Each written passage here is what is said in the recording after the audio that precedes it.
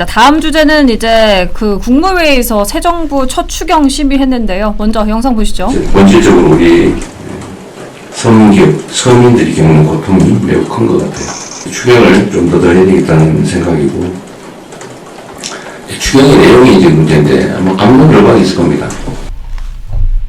지금 이재명 대통령이 영상에서 추경 내용이 이제 문제인데 갑론을박이 있을 겁니다라고 언급했죠. 이게 이제 뭐 저는 사견일 수 있습니다만 돈풀기식 해법에 좀 우려가 많은 거를 지금 예상하고 있는 것 같아요. 이재명 대통령이 이미 그렇죠. 취임하자마자 이 전국민 재난지원금 아니죠. 이거 전국민 민생지원금이네요. 네, 민생지원금을 준다는 것은 굉장히 의심을 받을 만하죠. 취임하자마자 전국민 민생지원금을 줘서 그리고 또 내년에 또 큰 선거, 지방선거가 있는데 그러면은 이거 국민을 현혹해서 현금 풀어서 표를 사겠다는 것인가 이런 의심을 받기에 충분한데 그러나 또 그것에 대한 반론이 있을 수 있겠죠. 너무나 어렵다 국민들이. 그래 어려우면 어려운 사람만 줘야지 왜 상위 10%는 15만 원을 준다는데 있는 사람들 15% 그 상위 10%한테 15만 원을 왜 1인당 그걸 왜 줍니까? 그 사람들한테 그게 뭐 도움이 되겠습니까? 15만 원이 네. 도움도 전혀 되지 않고 그 뭐 중산층도 뭐 한 25만 원을 받을 것 같아요. 그럼 그 사람들에게 실질적으로 도움이 되지도 않는 그러한 것에 대해서 이렇게 전 국민에게 수십조 원을 뿌려서 이렇게 한다는 것은 이거 굉장히 그 걱정이 될 수밖에 없고 흔히 말하는 말로 포퓰리즘이라는 비난을 받을 수밖에 없는 것이죠. 저는 우리가 돈이 많아서 돈을 주면은 괜찮죠. 근데 지금 너무 어려워서 세금을 못 냅니다, 지금. 그래서 세수가 줄어요. 그래서 국가에 돈이 없습니다. 그래서 이분들은 돈을 풀어야 경기가 돈다 이렇게 하지만 그러면 한국은행도 기준금리를 계속 낮춰야죠. 그러면 계속 낮춰서 한국은행이 금융정책과 그리고 정부의 재정정책이 같이 가야죠. 근데 한국은행 기준금리를 팍팍 안 낮춰요. 왜냐하면 물가가 팍팍 오르기 때문에. 거기 물가가 오르면 또 서민들 고통받지 않습니까? 그래서 금융정책과 재정정책이 또 별로 맞지가 않아요. 그럼 재정정책만 계속 확장 재정을 통해서 돈 풀면 그게 경제에 도움이 됩니까? 저는 이 두 정책이 또 엇박자를 내는데 저는 이렇게 된다면은 결국에는 어려운 사람은 더 어렵다. 물가도 오를 겁니다. 물가 오르 지금 집값 벌써 오르지 않습니까? 네. 물가 오르도 집값 오르죠. 그러면 서민들은 더 어려워. 부자들은 15만 원 받죠. 원래 돈 많죠. 너무나 좋은 거예요, 이제. 그러면 이게 역설적으로 부자는 잘 살고 가난한 사람들은 더욱 어려운 이러한 정말 그 재정의 함정에 또 빠지게 되는데 이러한 것들을 또 어떻게 할 것이냐. 돈 없으면 그 국채 마련해서 빚내면 되지. 이렇게 하지만 계속 빚을 낼 수 있습니까? 우리가 뭐 미국처럼 달러를 무한정 발행하는 기축통화국도 아니고 우린 돈 없으면은 정말 쫄쫄 굶어야 되는 판인데 자꾸 돈은 풀고 돈은 없고 이런 악순환이 계속되는 거에 대해서 저는 지난 윤석열 정부 때 잘한 게 사실 그 굉장히 살림을 속된 말로 영역에 살았습니다. 그게 인기 없는 정책이지 않습니까? 윤석열 대통령이 왜 인기 없었습니까? 살림 영역에 삼고 돈 안 푸니까 국민들이 너는 왜 돈 안 줘? 이재명 돈 잘 주는데 이렇게 해서 인기가 없었던 점도 있는 거예요. 그런데 그런 것을 인내하고 고통스럽게 정말 제대로 된 살림살이 살아왔는데 그런 측면에서 그 굉장히 재정 건전성이 좋아지고 이랬는데 지금 이렇게 풀어버리면 우리나라는 점점 더 어려워지는 겁니다. 정말 이 재정당국에서 정권 바뀌자마자 기재부에서 사실 살림 영역에 살아야 된다고 같이 동조해서 얘기했던 공무원들이 갑자기 인상을 바꿔서 돈을 풀고 있다는 거 정말 공무원들이 영혼이 없다. 정말 이렇게 되면 서민들 그리고 없는 사람은 더 어렵고 부자들만 더욱 잘 나가는 세상이 된다. 저 이 정책이 결국에는 부메랑이 돼서 돌아올 거라고 생각합니다. 사실 이제 최대 금액이 50만 원이라고는 하지만 제가 생각했을 때는 기준을 나눠봤을 때 진짜 차상이 아니면 10에서 15만 원 정도라고 좀 생각이 들어요. 그리고 어쨌든 이게 국민 혈세 아닙니까? 그러니까 혈세로 빚잔치다 돈잔치다 이런 비난이 나올 수밖에 없는 상황인 것 같습니다. 이게 지금 그 얼마 전에 뉴스에서 봤던 것 같은데 국가 경쟁력 조사인가요? 이게 순위가 있던데 우리나라가 한 9위 떨어진 것 같아요. 근데 이건 뭐 이재명 대통령 임명된 지 얼마 안 됐으니 취임한 지 얼마 안 됐으니까 이재명 대통령 때문에 떨어졌다고는 볼 수 없을 것이고. 네, 근데 순위가 떨어졌는데 여기서 재밌는 건요. 경제 분야하고 아까 재정 건전성 분야는 순위가 굉장히 올라갔다는 거예요. 네. 자, 그러면 국민들이 많은 국민들을 지금 그 민주당에서 어떻게 그 선전선동했냐면 지금 윤석열 정권 때문에 지금 경제가 힘들다라고 계속했거든요. 아니라는 거예요. 국제적 평가에서 경제와 지금 재정 건전성에 대한 경쟁력은 한국이 상당히 올라갔다라는 수치가 겁니다. 네, 보여준다. 수치가 보여준다라는 거예요. 자, 그런데 지금 이제 마찬가지죠. 우리나라가 지금 이제 이번에 추경을 하고 나면은 아마 국가 부채가 이제 50% 가까이 육박하게 될 겁니다. 이것도 역시 민주당이 항상 하는 주장이 지금 미국이나 일본, 프랑스 등을 비교하면서 지금 이 나라들은 우리나라보다 더 많아. 100% 넘어. 뭐 100% 육박해. 이런 이야기를 하는데 제가 이거 지난번에도 말씀드렸지만 OECD 평균보다 우리가 훨씬 높고 그리고 여기에 평균을 상회하는 국가들은 기축통화국이다. 기축통화국이기 때문에 지금 100%에 육박하는 것이지 우리는 기축통화국이 아니다. 50%에 육박하면 이건 엄청난 타격이 온다라는 말씀을 계속 드리고 있는 거예요. 네네. 네, 그리고 지금 이번 같은 경우에 이거 추경이 총 하면은 지금 세출 추경 20조고 그리고 세입이 10조에서 30조가 넘어가는 거 아닙니까? 자, 지금 인플레이션 지금 물가가 비싸다 하는데 지금 돈을 더 풀어서 소비를 진작해서 경제를 활성화시키겠다는 거예요. 그렇죠, 그렇죠. 자, 그럼 이 30조, 20조의 돈을 풀었을 때 이게 진짜로 경제 효과가 날 거냐? 승수 효과라는 게 있어요. 국가의 돈을 이렇게 풀어서요. 경제 활성화가 얼만큼 됐느냐? 자, 근데 돈을 10조를 풀었을 때 활성화가 똑같이 10조의 가치만큼 됐다라고 하면 이걸 승수 효과를 1로 봅니다. 근데 지금 이런 식의 돈 풀기 방식이요. 지난 그 코로나 때 0.2의 효과뿐이 없었다라는 게 지금 수치로 이것도 증명이 되고 있는 거예요. 0점이면은 거의 효과가 없다 이거예요. 그럼 효과 없는 경제 활성화에도 효과가 없는 이 정책을 지금 또 쓰겠다라는 겁니다. 어마어마한 규모로 쓰겠다는 거예요. 자, 그럼 이건 결국에는 국가 부채는 어마어마하게 더 내면서 효과 없는 정책을 하는 것이고요. 국가 부채 이렇게 많이 내면 어떻게 되죠? 이런 국채금리 올라가요. 국채가 가격이 떨어지는 거고 국채금리 올라갑니다. 자, 그럼 또 이것도 또 영향을 미치겠죠. 당연히 또 투자자들한테도 영향을 미칠 거예요. 그 돈이 이렇게 풀리면 물가 당연히 올라가겠죠. 그죠? 자, 이러니까요. 지금 한은에서 금리를 낮추려고 하는데 시장 금리는 역으로 올라가는 이상한 기이한 형태들이 발생하는 거예요. 네. 왜 지금 한국 경제가 어려운지 원인을 정확히 분석해야 되는 것인데 이게 지금 소비가 안 돼서 경제가 어렵다라는 이런 착시적인 사고로 지금 정책을 짠다라고 하면 이건 중장기적 입장에서 대한민국 경제를 진짜 힘들게 하는 것이다. 이건 정말로 인플레를 가속화시키는 원인이 될 수 있다라는 말씀도 좀 드리고 싶습니다. 그래서 이게 지금 민주당이 이런 식으로 돈 풀기를 통해서 지금 표만 받으면 돼 하는 식의 정치를 해서는 절대 안 된다. 이건 나라를 망치고 국민을 힘들게 하는 것이다. 진짜로 이건 미래 세대에게 계속해서 부담을 얹어주는 것인데 이런 정치에서 우리가 이탈하지 못한다면 대한민국 미래가 없다.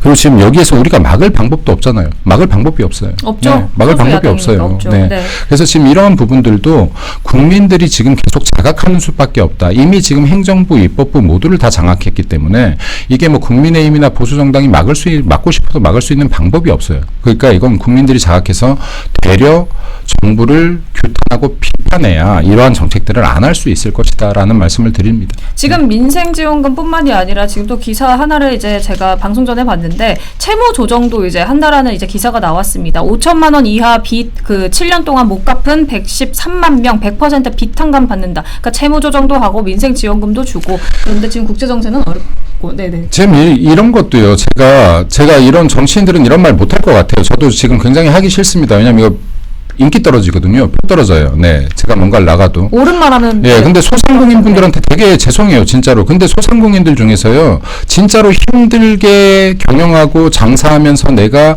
힘들게 이자 갚고 빚 갚아오신 분들도 있어요.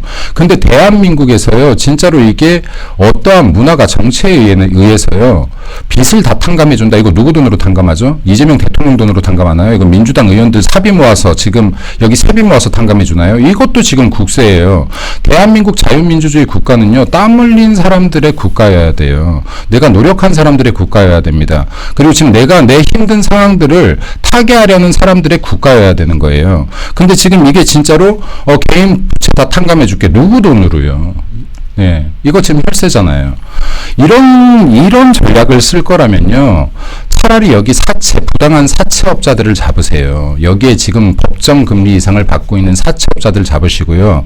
그리고 여기 사채금리, 법정 지금 이자율 낮추세요. 이게 지금 서민들을 돕는 거예요. 그리고 서민들에게 더 기회를 여는 겁니다. 예를 들어서 은행 제도권에서 대출이 쉽지 않은 분들 다 어디로 갑니까? 사채 시장으로 가요. 그럼요. 여전히 대한민국의 법정 금리는 높아요. 여기 지금 20% 상회하잖아요. 자, 그러면 이 높은 금리 속에 금리조차도 지키지 않고 받는 사람들이 너무나 많아요. 이거 불법 사채업자들 너무나 많아요. 이런 거 단속하셔야 되지 않겠어요? 이게 진짜 서민들을 위하는 거 아니겠습니까? 이게 진짜로 여기 빚으로부터 고통받는 사람들 구하는 거 아니겠어요?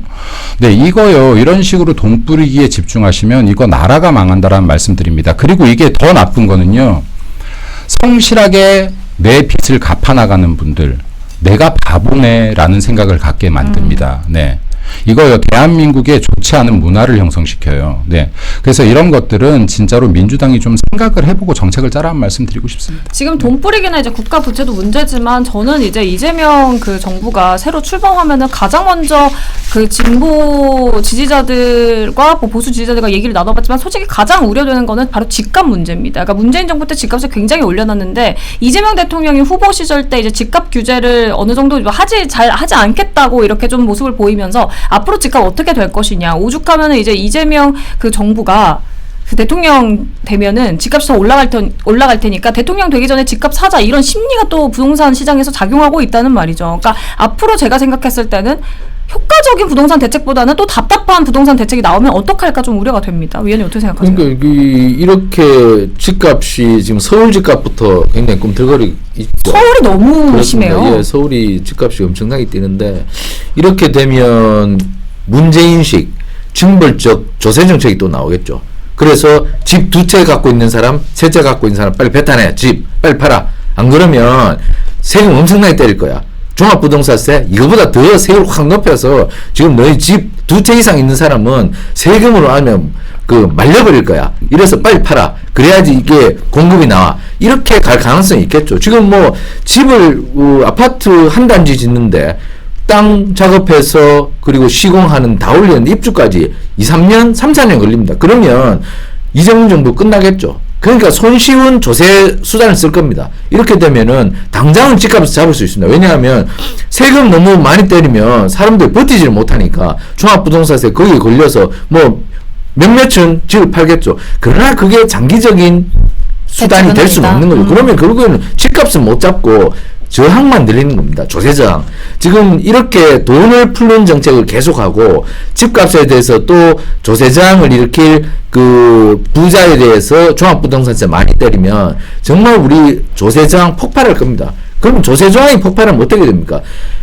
투자를 해야 될 사람이 우리나라를 떠납니다. 우리나라를 떠나면 일자리가 없고 일자리가 없어지면 우리 산유국 베네수엘라가 망한 것처럼 그렇게 나라가 거덜이 납니다. 베네수엘라나 남미가 거덜난 것은 포퓰리즘 때문에 망했습니다.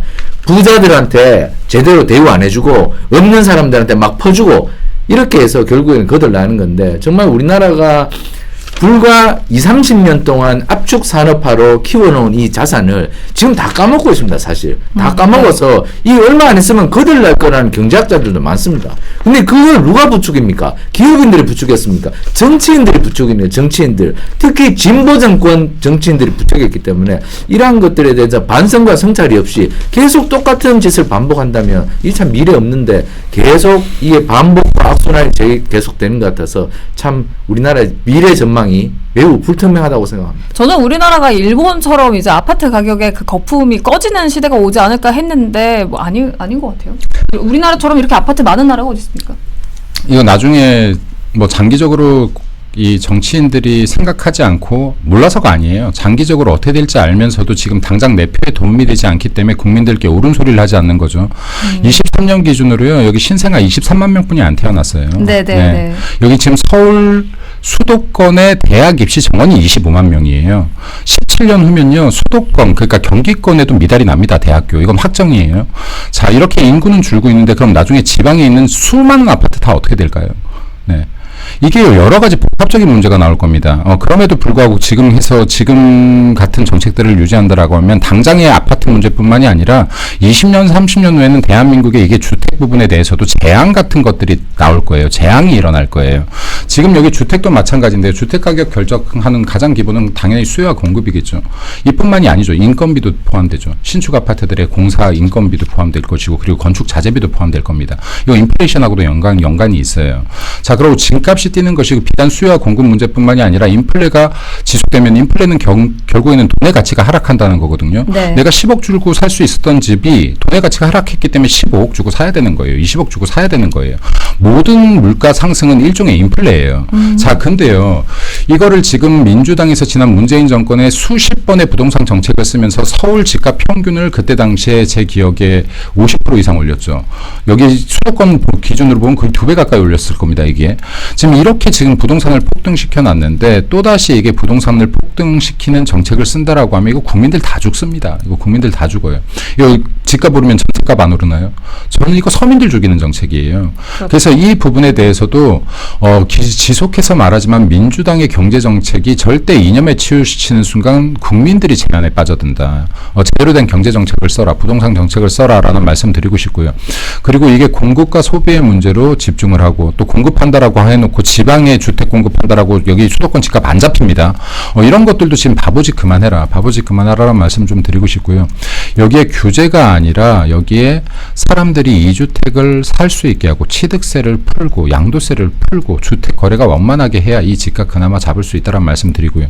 또 지금 이게 지금 많은 분들이 대출 규제 일어나기 전에 지금 집 사야지 하면서 지금 집 사려고 하는 거 아닙니까? 그렇죠. 근데 이게 23년도인가 보면은 주택 대출의 50%를 지금 외국인이 받았다는데 이거 지금 무슨 말이에요, 이거는? 외국인들이 외국인의 돈으로 우리나라에 집을 사는 게 아니라 우리나라 돈으로 지금 집 사고 있는 거예요. 우리나라 대출 받아서요.